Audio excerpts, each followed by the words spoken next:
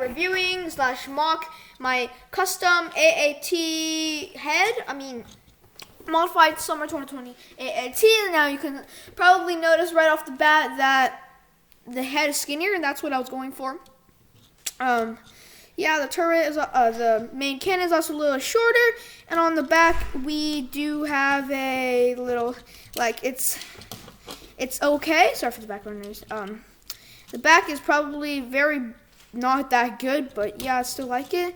And behind it there's these gun holders, which is pretty new. So yeah, this cap can open, and of course fitting the battle droid. And let's get this video to 10 likes so we can put it, so I can do a tutorial. Also there's this droid right here. This is pretty nice. So hopefully you enjoy, and remember, 10 likes and I will do a tutorial. Peace.